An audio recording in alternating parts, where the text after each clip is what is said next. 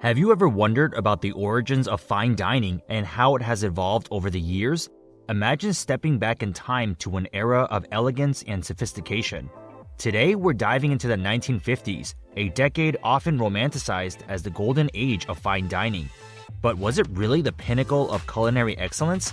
Welcome to Worldeats. In this episode, we're taking a culinary journey to the 1950s, a period many consider the golden age of fine dining. The post-war era was marked by economic prosperity, a booming middle class, and a cultural shift towards luxurious lifestyles. But what exactly made the 1950s so special when it came to dining out? Let's set the table and find out. The 1950s saw significant advancements in fine dining but faced notable changes. Ingredient diversity was limited due to less extensive global trade, seasonal produce availability, and developing refrigeration technology, leading to a more restricted flavor palette. Culinary techniques were traditional, with the science of gastronomy in its early stages and no molecular gastronomy, resulting in luxurious but less creative menus. Fine dining was an exclusive domain for the affluent, characterized by formal settings, strict dress codes, and rigid etiquette, creating a clear social divide. Middle and working-class families rarely experienced this level of dining, reinforcing the elitism of the era. Gender roles further influenced dining experiences, with men dominating high-end restaurants for business and social events, while women's participation was limited to special occasions. The male-dominated culinary industry restricted diversity and innovation in the kitchen. Health and nutrition standards posed another challenge. The cuisine of the 1950s was rich, heavily relying on butter, cream, and meats, with less awareness about balanced diets and health implications. Consequently, menus were often decadent but not necessarily healthy. Cultural diversity in the culinary world was less pronounced, with a Eurocentric focus, particularly on French traditions, dominating the fine dining scene. Other culinary traditions from Asia, Africa, and Latin America were underrepresented and underappreciated. These challenges shaped the fine dining experience of the 1950s, making it a unique but not entirely golden era compared to modern culinary standards. To truly understand the essence of 1950s fine dining, we need to delve into its popular dishes, dining etiquette, and iconic restaurants. This exploration reveals not only the culinary delights of the time, but also the social and cultural nuances that define the dining experience. The 1950s saw the rise of classic dishes that still evoke nostalgia today. Beef Wellington and lobster Newburg were staples on high-end menus, showcasing opulence with rich ingredients like pâté, puff pastry, lobster, butter, and cognac. Desserts like Cherry's Jubilee and Baked Alaska were equally extravagant, focusing on dramatic presentation and flavor. Dining etiquette in the 1950s was formal, with men in suits and women in elegant dresses. Dining was a social event with strict norms, including knowing the proper use of utensils and how to address waitstaff. Meals began with a cocktail hour featuring drinks like martinis and Manhattans, followed by appetizers such as shrimp cocktail or caviar, elaborate main courses like prime rib, and dramatic desserts.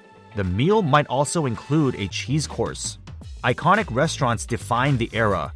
New York's 21 Club, known for its speakeasy roots and elite clientele, featured luxurious dishes and an extensive wine cellar.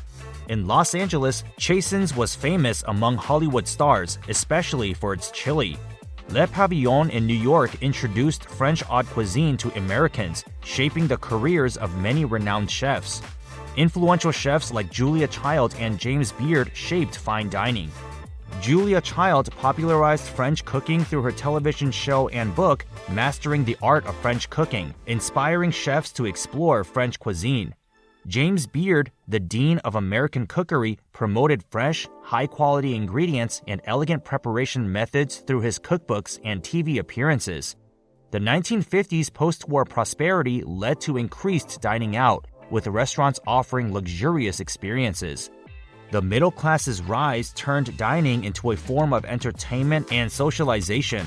However, dining out adhered to societal norms, making the experience somewhat rigid and exclusionary. Early signs of global influences began to appear, broadening American palates. The popularity of tiki culture introduced Polynesian-inspired dishes and cocktails, adding exotic flair. Technological advancements such as electric ovens and improved refrigeration allowed chefs to experiment with new techniques and maintain higher food safety and quality standards. This era, marked by rich, luxurious dishes, formal dining etiquette, iconic restaurants, and influential chefs, laid the foundation for modern fine dining, blending tradition with emerging global influences and technological progress. Hey there, fellow foodies! Did you know that 99.8% of our viewers are not subscribed? If you've enjoyed this journey into luxury dining through the decades, don't forget to hit that subscribe button. Join our Worldeats community and never miss out on our culinary adventures. We've got a lot more delicious content coming your way, exploring luxury dining across the globe. So what are you waiting for? Subscribe now and let's continue this food journey together. Now let's get back to the video. One defining moment of the 1950s fine dining scene was the introduction of the Michelin Guide to the United States in 1955. The Michelin Guide, originally a French publication started in 1900 by the Michelin Tire Company, was created to encourage more road travel and consequently tire sales by providing useful information to motorists, including restaurant and hotel recommendations. By the mid-20th century, the Michelin Guide had become the gold standard for restaurant ratings in Europe, known for its anonymous and rigorous inspection process. The arrival of the Michelin Guide in the United States marked a significant moment for American fine dining. It brought European standards of culinary excellence to American soil, providing a benchmark for quality and service that American restaurants aspire to achieve. This introduction was a pivotal step in elevating the dining standards in the U.S., encouraging chefs and restaurateurs to refine their techniques and aim for higher levels of sophistication. Michelin's meticulous evaluation process, which included anonymous visits and assessments based on the quality of ingredients, mastery of technique, and consistency, among other criteria, pushed American chefs to innovate and perfect their craft. Restaurants that earned Michelin stars were recognized globally, and this recognition became a coveted achievement that signified excellence and prestige. One notable impact of the Michelin Guide was its influence on the rise of the celebrity chef.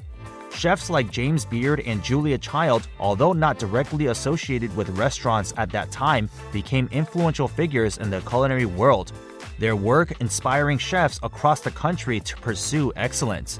This period also saw the emergence of other influential chefs like Alice Waters, whose focus on fresh, locally sourced ingredients at her restaurant Chez Panisse in Berkeley, California, set new standards for farm-to-table dining.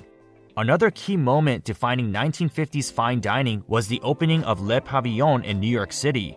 Originally a pavilion at the 1939 World's Fair, it was reopened by Henri Soulet and quickly became a symbol of French culinary excellence in America. Le Pavillon set the standard for service, presentation, and culinary artistry, and it was instrumental in popularizing haute cuisine in the United States. The restaurant's emphasis on classical French techniques and high-quality ingredients resonated with diners and set a new benchmark for fine dining establishments. Furthermore, the 1950s saw the establishment of several dining trends that became integral to the fine dining experience.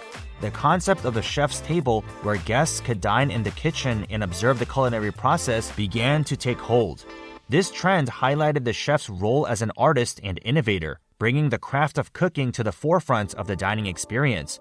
These key moments and trends not only defined the 1950s fine dining experience, but also laid the groundwork for the culinary renaissance that followed in the subsequent decades. The era's emphasis on quality, technique, and innovation continues to influence fine dining today, making the 1950s a pivotal period in the history of gastronomy.